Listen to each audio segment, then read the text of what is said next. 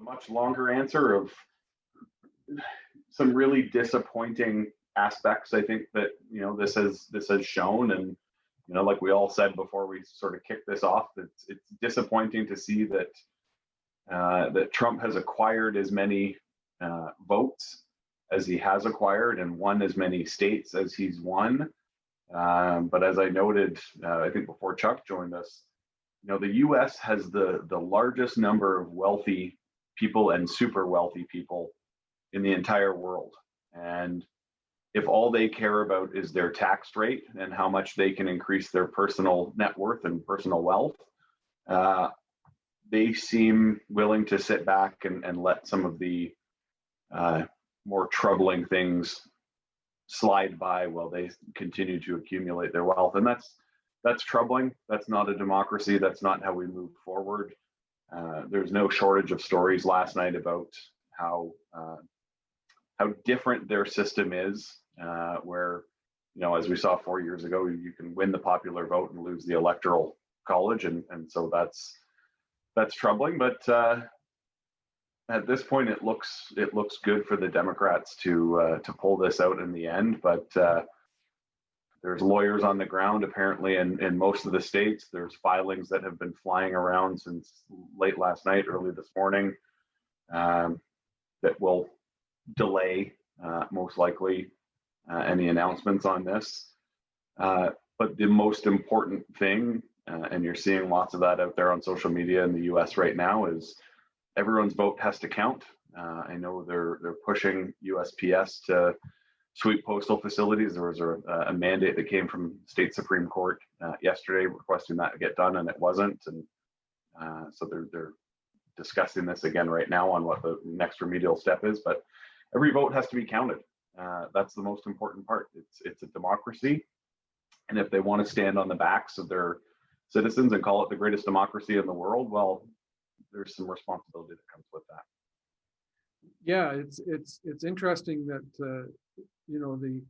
a lot of the comments about this is that the U.S. has had mail-in ballots since the 1800s, and then all of a sudden Trump throws them all into doubt, and now we have everybody up in arms about whether they count or not. But it seems like last night the election, like down there, like even though they're each governed by states differently, or each state does it differently, it seemed like they did a pretty good job of counting or trying to count.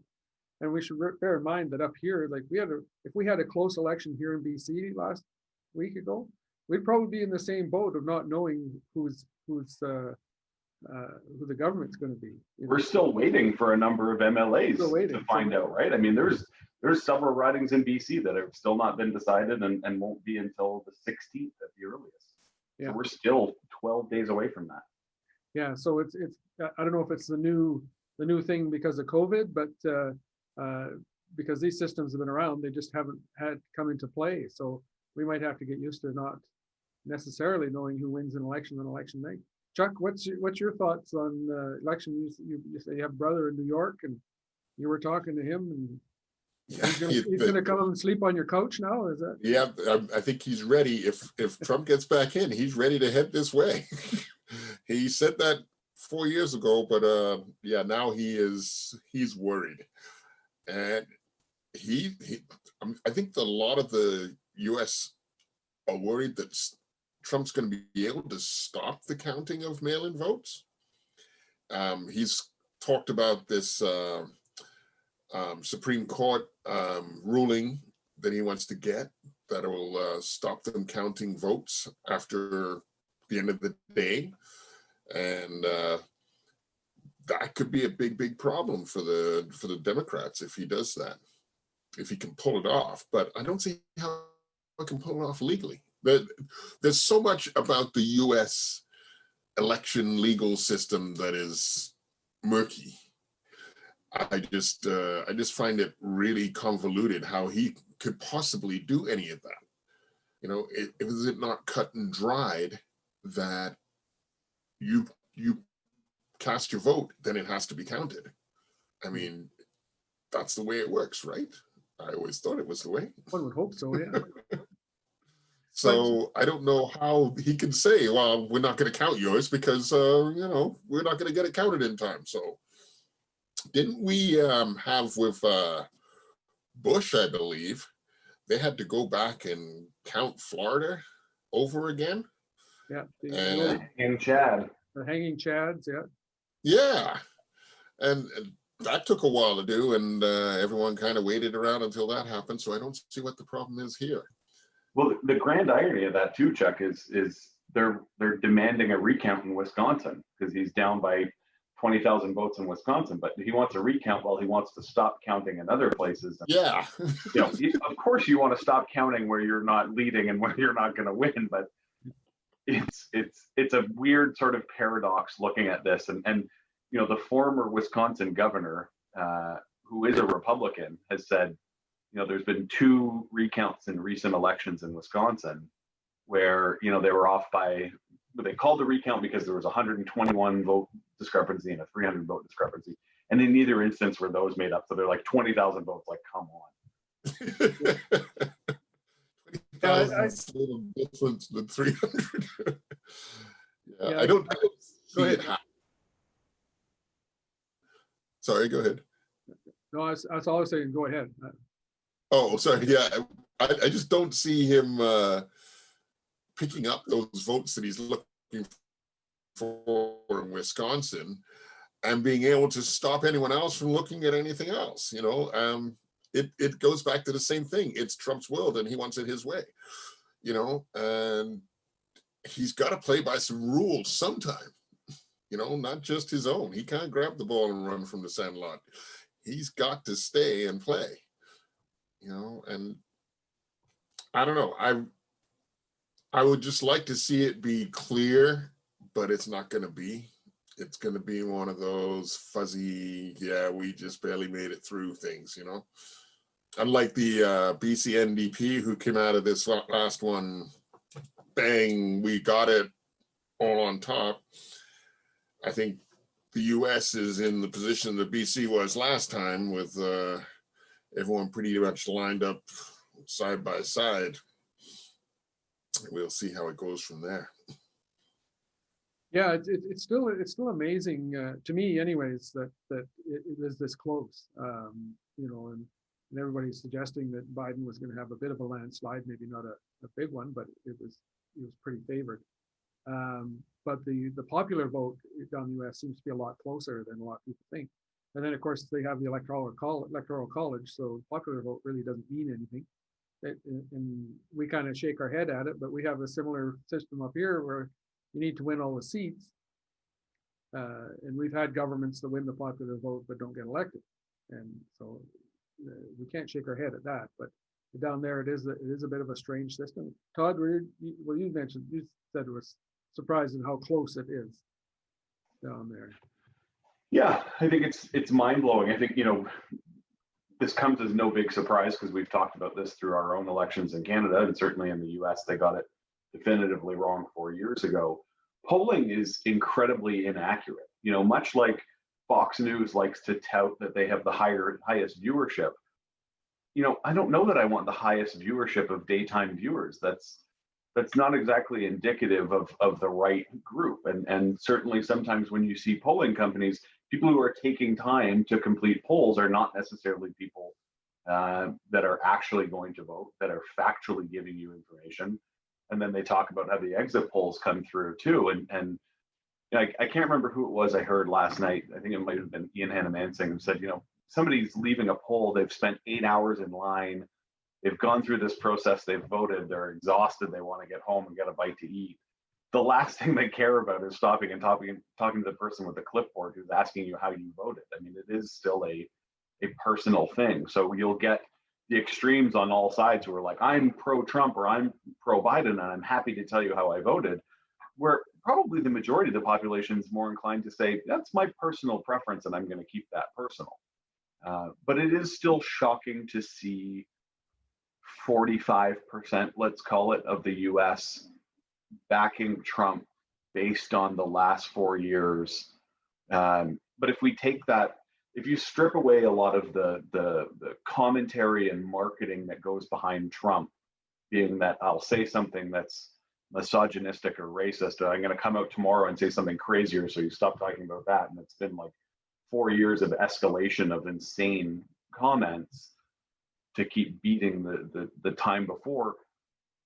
You know, their economy is in shambles, and their economy is in shambles because of COVID and because of a lack of response from the federal government on that issue. And, you know, while he sort of touts, you know, we're up 33%, but you're down 35%. So you're still technically down.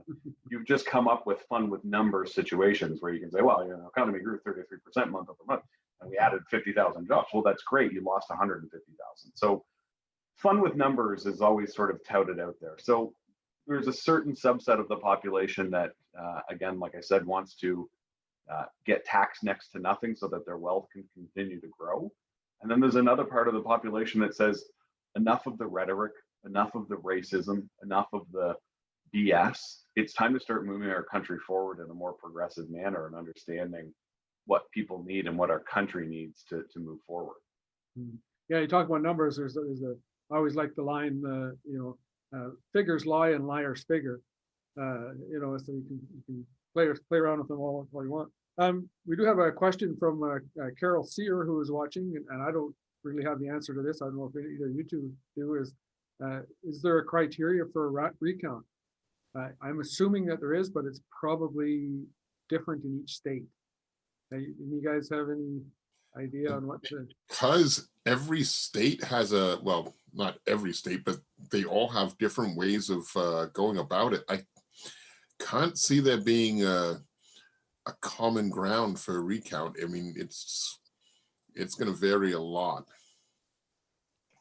Yeah, I'd echo those comments too. The states are the ones that run the elections, and they each have their own set of laws for how that's incorporated and what those timelines look like. So we saw some states had already counted mail-in ballots, and Pennsylvania, for example, couldn't start counting mail-in ballots till all the in-person ballots were counted. So from the recount stance, I'm not sure. I believe there's a mechanism where you can request it if it's within a margin of error, but yeah, that's what I would assume. Up here, there's a certain margin. I don't know what it is, but and then you can.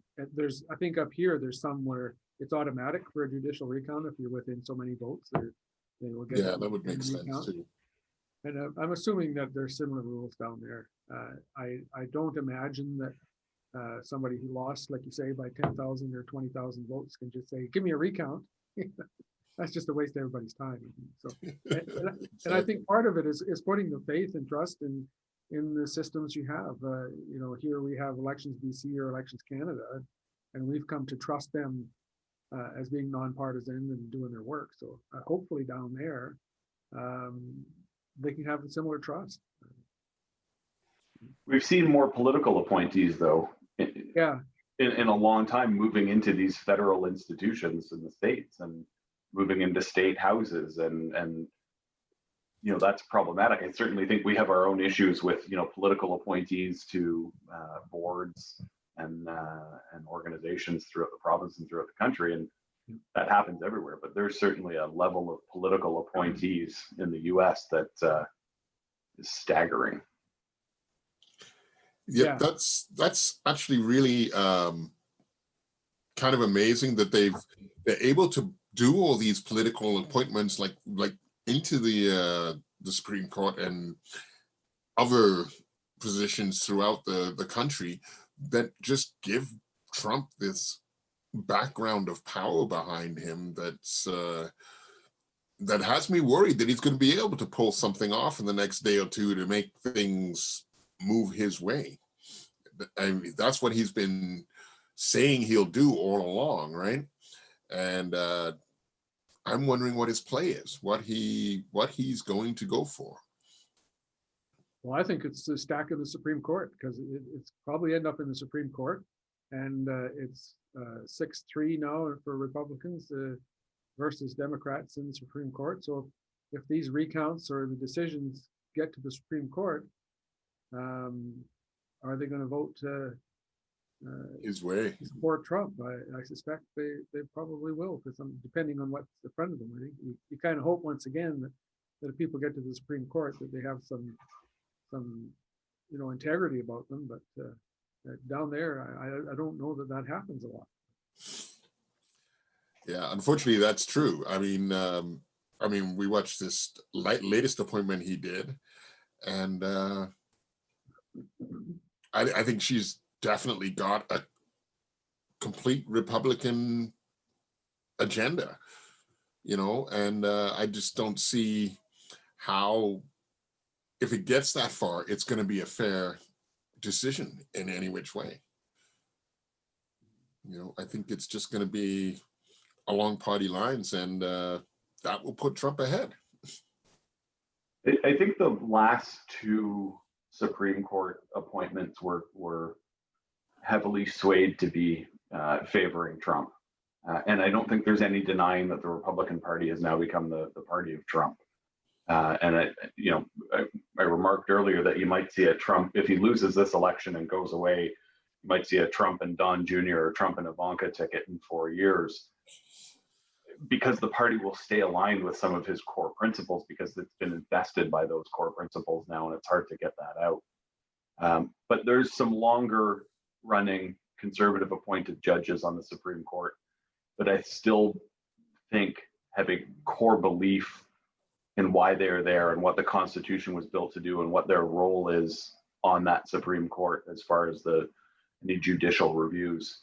There's no guaranteeing anything on any aspect, but I believe quite strongly that they wouldn't vote his way at the Supreme Court. It's irreparable damage to the country. You never come back from that decision. Well, that's it. Yeah.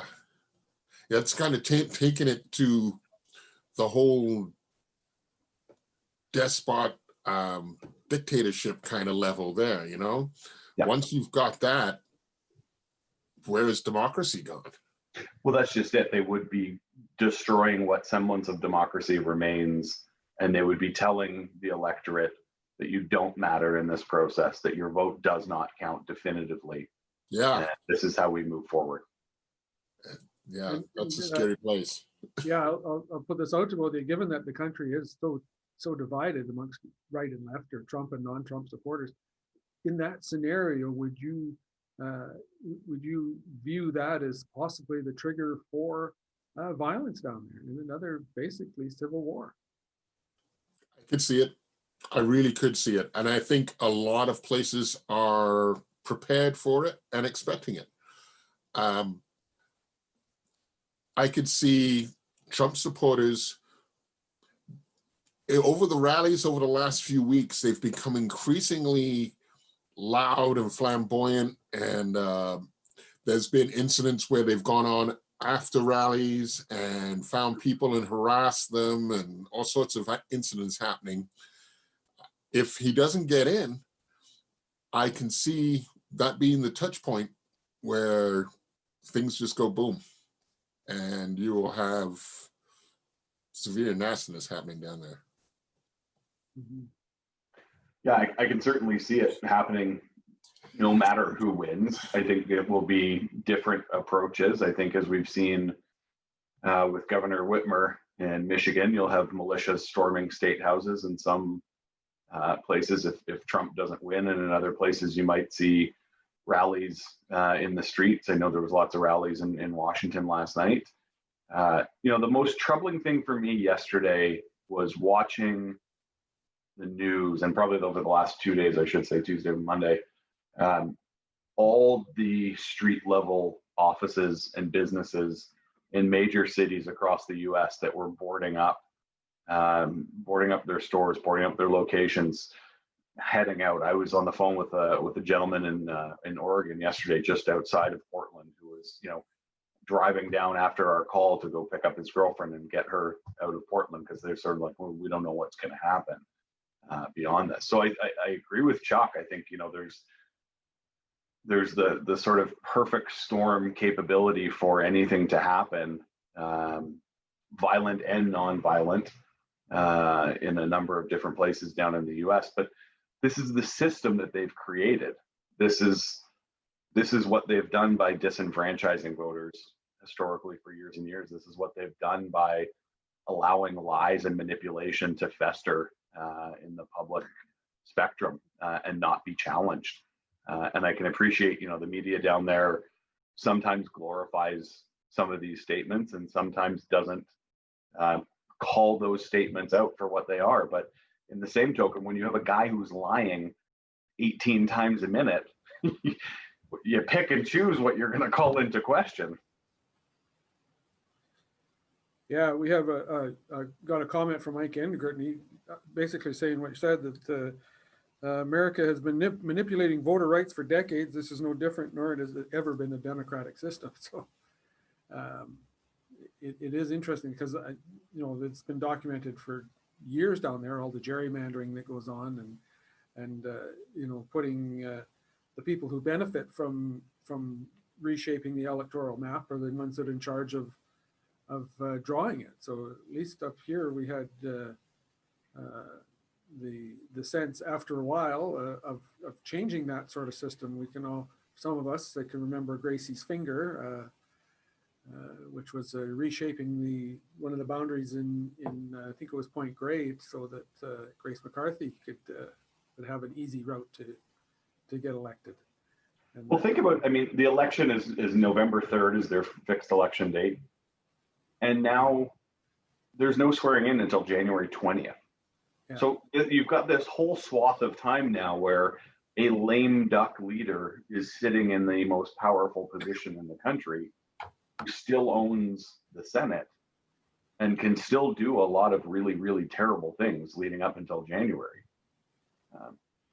To say the system is rigged, I think is not far off on that. Yeah, I agree with you there, Todd. I think he's going to be in a position to make a mess before he steps out, and he's shown that kind of personality already. He's shown that he's that spiteful kid who would rather break the toy than let you play with it, and. Yeah, I think it could be a really bad time by the time January comes around. Well, that's my fear, and I'm kind of wondering how if Trump goes, how he will leave. I'm sort of I don't know, but the scenarios I run through my head is that he'll just leave. He's that kind of person that once he figured out he's lost, he'll probably just go down to Mar-a-Lago and then start figuring out what country will take him after he's officially not president anymore, and just leave and do nothing. Or, and I think this is probably more likely, maybe not so much with Trump, but with all the people he's put in power, is a scorched earth exit from the White House and all that, where they will just go in and try to make do as much damage in the next 3 months as they possibly can, so the Democrats coming in will have a bad time of it. And that's even more frightening, where they just go in and, shred every document and do all kinds of crazy stuff, which we've seen they're likely to do. Right? So. On the upside, I don't think you want to keep any of those documents. I don't think any incoming government is going to be looking to their policy rationale for any any thoughts on how to move forward. But I don't want to go to the extremes of scorched earth. I think there's some terrible people in that administration, and there's a lot of people who are doing a job and are looking forward to getting out of there or moving forward in their own ways. I honestly believe that when a decision is final, and whatever final piece that is, if it's the courts, if it's the vote that finally does it, I think he's going to disappear real fast. Yeah. I don't think he needs to be there, and he won't want it remembered in that way, because if he has a semblance of an opportunity in 4 years, it's going to be reconvening for what that fight looks like. And I don't think that's going to happen. Yeah, and he's so petulant. I couldn't imagine him spending the next 2 months in the White House trying to do a job knowing he's going to leave. Like I say, he would just sit there and do nothing or go golfing every day, that's probably what he would do. Yeah, I can't see him sitting quietly in the office and going, yeah, well, that's one more day gone. Let's wait for the next one. I don't see it that being his style. I think he'll rant to the end, or he'll, as Todd said, just disappear, right? Head off and turn things over, and you know, he'll move to some strange island off in the middle of the Pacific somewhere or something. One of the two. But I think the most likely is he's going to go in there and have a temper tantrum. And He'll definitely have a temper tantrum. Yeah. oh yeah, I can see him have a temper tantrum and breaking as many things as he can, and whether they be promises to industry or promises to other countries or whatever, he will try to do as much damage as he can, I think. And that's the scary part. And that's the Trump that's been revealed to me in the last 4 years, is the spiteful little boy, you know, who is spoiled, and if he doesn't get his way, he gets really, really mad. Yeah. Yeah, You know? we lost Todd there for a minute. Just the video. I think we still have the audio going there. Yeah. Yeah, no, sorry. The city was knocking at my door. I guess our water's getting shut off. So. Oh, geez. Good grief. But we did get a question from Chris King at the Hub Space here, who helps me out with my wonderful background I have here is not real, so I'm at the Hub Space. But Chris posed a question online. Is there any lesson, or what are the lessons that Canadian politicians can learn from this election and what's going on overall? Either one. I feel like Chuck was nodding like, you start with that one. It's a good question. It's a challenging question to answer. Our politics are so different here versus in the US, where, you know, we have a viable 3-party system, maybe a 4-party system in the next elections. Who's to say how that moves? But I think the most important thing to remember is you have to speak honestly to your constituents, or to whom you're looking to be your constituents. There's so much rhetoric that's used. There's so much talking about what you're going to do and then waiting 4 years or 3.5 years to administer any of those items because you want to get reelected and that's your best way forward. It's finding out what your core beliefs are and being true to those core beliefs, because the longer you spend out there talking about things that you don't believe in, the harder it's going to be to execute strategic policies that really back that up and move forward in any cogent processes. I think you really got it there, Todd. I think the important thing is to learn from this is be true to yourself and your beliefs, and don't start firing in little bits and pieces here and there for everybody else you've done little favors to along the way, and this, that, and the other, because there lies Trump. There lies the conundrum of being tied into so many different interests and different groups and being pulled in many different ways, not being able to put together a cohesive, coherent, and responsible government. You know, I think the thing that everybody needs to learn from this last US administration is that you reap what you sow. And if you're going to be that boy that makes the deals behind the outhouse, you know, it's gonna come back to get you. And I think that surprisingly, Trump has got away with a lot of stuff this last 4 years, but I think it's all going to come to nest now. And I think a lot is going to come to surface. And I would be really surprised if he's still in the country when it does, because I think he's going to be in a lot of trouble. I really do. There's so much that looks shady. It's just unbelievable. So I think that's the thing that everybody has to realize is be straight up, be straightforward, and be yourself. And the one thing we both missed, Chuck, even though we're talking about disenfranchised voters down south, our votes definitively count here. And it looks like Biden's going to get the highest number of votes in any US presidential election in history. So it still does matter to get out and vote. It still always will matter to get out and vote. And again, with 3 and/or 4 party systems in Canada, that's a lot of different votes that go in a lot of different directions. Yeah. Yeah, absolutely. The message, of course, has always been, even if your guy doesn't win, doesn't mean that your vote was lost. That means you participated in the system, and that's how everybody wins. And I guess one of the lessons, I guess, is that for politicians here or anywhere is that if there's one thing that we've learned from Trump is that as a politician, you don't have to be all things to all people. And he's taken that to an extreme where we kind of roll our eyes at it. But he's never pandered to anyone other than what they call his base. They always talk about Trump's base. And that's who he's focused on pleasing.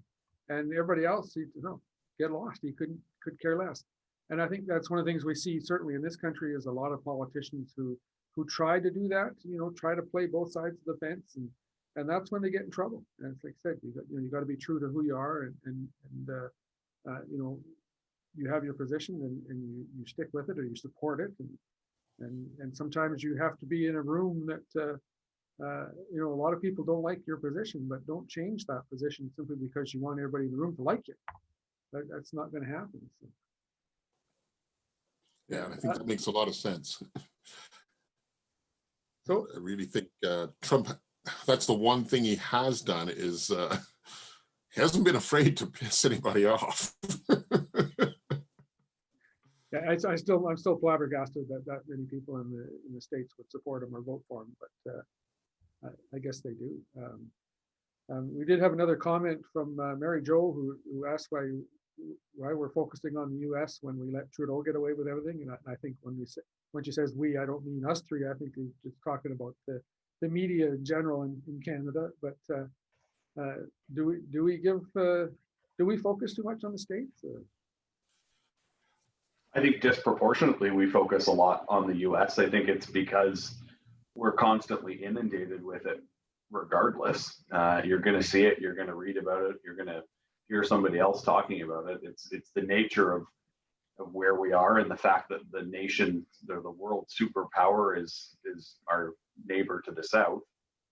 So much goes through the US that it's challenging to not pay attention to it. Do I think we overpay attention? I think in some regards we do, and particularly the last 3 years and 10 months, we've all been paying way too much attention to it. But, when there's a car accident on the highway, you rubberneck. And that's kind of what we've been doing for 3+ years at this point, is rubbernecking on, is the accident going to get worse, or is that car going to blow up, or is everybody safe? And it's unfortunate because, I think to the larger point of her comment,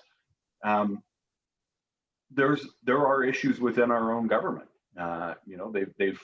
We almost went to an election because they were refusing to show pandemic spending, which included the $900 million going to the We charity, which is turning into a much larger story than maybe it needed to. I think it could have been addressed far differently, and that's just my thoughts as a communications person or communications background.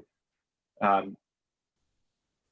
the accountability matrix has got a lot of different levels to it, and while the media certainly plays a role in that process, so do opposition parties, but so does the electorate. And if it's the will of Canadians to say the federal government is overspending or they're not being held accountable, it's our role to go to our MPs and have that discussion, so that when a confidence vote comes back to the House the next time, our MPs all know where we stand on that. Mhm. Absolutely. Chuck, do you think we focus too much on the U.S.? Certainly are today because you can't avoid it, and it does impact us greatly. But I think it's inevitable. They're 10 times bigger than us. And being a information and media-based society as we've become over the last, the last 50 years, we're being fed more and more U.S. media and information. And there's no way we can avoid having that much, them having that much influence over us. And our attention being drawn to them. We've had various groups in Canada try to redirect the media towards Canadian sources, and it's worked to a degree. And we've developed quite a strong media base ourselves, but not so much with the news, funny enough. The news has started to weaken. Our news base in Canada has started to weaken, while the US news base is still huge, growing bigger with bigger corporations. And we get sucked into it a lot. And I think we definitely do spend too much time on the US. But there's not a whole bunch we can do about it. Right now, we're at that point where they're at their most interesting. This is the focal point of 4 years of governance, right? And so we're definitely gonna consume a lot of this. Will we pull back away? Every time something big happens in the States, Canada gets sucked into it, and more tendrils stay behind afterwards. And yeah, I just see us getting drawn more and more into the US whirlpool. And it's gonna take a lot to pull us out of it. and for me, the other part of it is like it or not, U.S. politics is eminently more interesting than ours. Everything is kind of over the top, and for one thing, the stakes are a lot higher. But it's certainly a lot more dramatic, and we have drama in our politics for sure. But down there, they just seem to take it to another level, and it's kind of like, it's like Todd was saying, it's like an accident. You got to look when you drive by. That's just, well, their cycle doesn't end, right? Like this is going to exactly. end, and we're going to start talking about the midterm elections in 4 weeks probably. Yeah. And billions of dollars that flows to that. Yeah, exactly. But just let's switch back to BC for just a little bit. We did have our own election in the middle of all this, which may or may not have gone unnoticed. Todd, what did you think of the provincial election? And a follow-up question: who's going to be the next leader of the Liberals? What did I think of the election? I think the voters got it right, as they always do. They've chosen who they want to lead and how they want to be led, and I think you always respect the will of the voters. Did the urban-rural divide get bigger? Probably. I think there's a much, I often have conversations with our team and with some of our members about, how do we better communicate the story of how BC's wealth is created, and particularly in COVID times when tourism dollars are certainly not flowing in and through the province. It's through our resources. So how do we do a better job of telling that story and helping some of the lower mainland understand that? But the will of the voters is always right.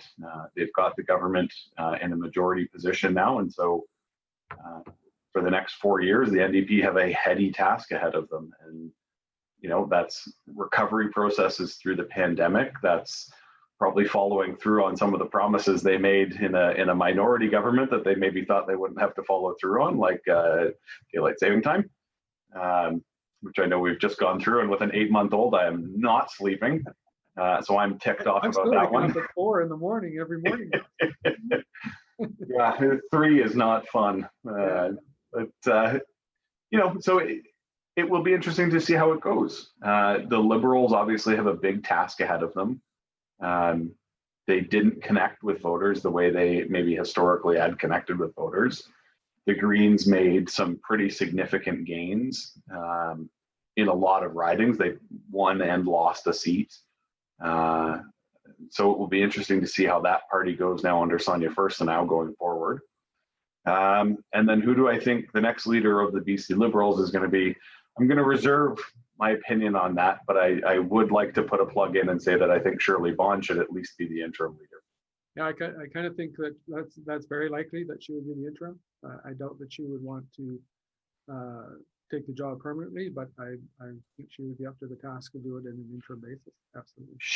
She's been a strong leader in that party for a number of years. She's been successful in numerous elections. She's held the highest and most important portfolios in provincial politics on several occasions. And she speaks quite passionately, and she understands obviously Northern BC quite well too. And so I think, I agree. I don't think she probably wants the permanent job. I don't know. But on an interim basis, I think that's the right choice. Chuck, what's your take on the provincial election? Well, let's start with Shirley. She said last week that she did not want the leadership position. Oh, she did she? I Yeah. Well, actually, at the unveiling for the benches for Dave Marr, I was talking to her there. And though she may not want the position long term, I do believe that she would be the best interim leader until they can find somebody who is ready and willing to go forward. And I don't think they have a huge number of choices. I don't see anybody else who's, on the horizon staring up at me, making me think, oh, well, maybe. I just think she would make a great choice there. And that said, she'll probably beat me now because I know she doesn't want to do it. There's often that the best politicians are the ones that really don't want to do it. That's exactly it. See, that's my belief entirely. If you don't want to be there, you'll probably do your best job so you can get it done and get out. As for the election on a whole, I was kind of a little bit surprised. I knew there was a lot of backlash to the Liberal push for privatization in a lot of ways, right? And healthcare and elsewhere. But I didn't realize it was as strong as it was. And I was kind of surprised at the numbers and how hard it hit the Liberals took. And NDP come through very strong here. And, they've got 4 years to, as Todd says, make good on a bunch of promises that they really didn't want to have to live up to, but we'll see how that goes. But yeah, it's going to be an interesting time. Now that the election's over, they get the chance to follow through and lead their way through this pandemic the way that they want to, without having to second guess anything. So it could be it's going to be a very interesting and very important time in BC's history here. So all eyes are on them, and hopefully they stand up to the job, man. Well, I'll throw out there the guy that I think they should have picked last time, who probably would have done a lot better, is Todd Stone out of Kamloops, to be a leader. I think if they would have picked him last time, they probably would have done better this time. I don't know that they would have formed the government, but they probably would have been in a better position. Another name that I hear bandied about every once in a while is James Moore, former conservative MP under Stephen Harper, and of course who went to school at UNBC and was chancellor at UNBC. There's a couple of names, so who knows? Maybe Diane Watts will come out of the woodwork once again and put her name forward. Although she was pretty much reviled when they had the leadership. There's one thing all the other leadership contenders agreed on. It was that they didn't like Diane Watts. So it's interesting. So. Todd's an interesting candidate. Michael Lee, I thought, was a really good candidate, and I've had an opportunity to speak with him in his role in opposition, and quite a smart guy. It's interesting because I would say what the election showed was something we've talked about a lot too, and that's that, provincially and certainly nationally, we're more centrist. So I don't know that going for a former conservative MP in Harper's government is the right move for a leadership bid, because that instantly thrusts you more right of center when I think clearly the electorate has said, we're looking for more moderate, we're looking for more centrist opinions.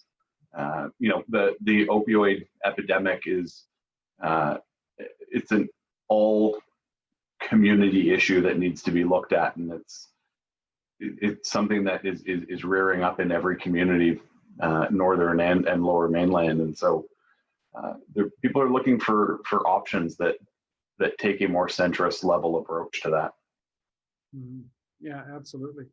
Moore would certainly have that more further to the right tag to him. That's for sure. So, but yeah, it's going to be an interesting few years as the NDP government does its thing.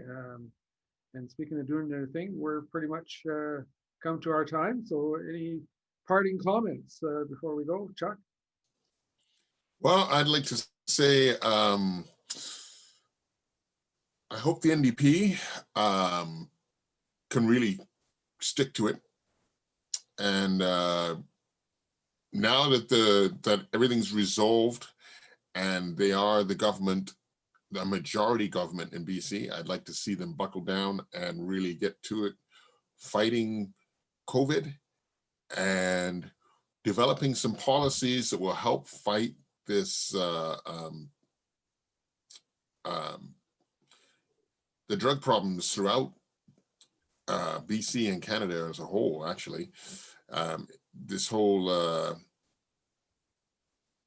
problem with over-the-counter drugs is just getting worse and worse and worse, and we're seeing it affecting everybody, and that's something that really needs to be dealt with.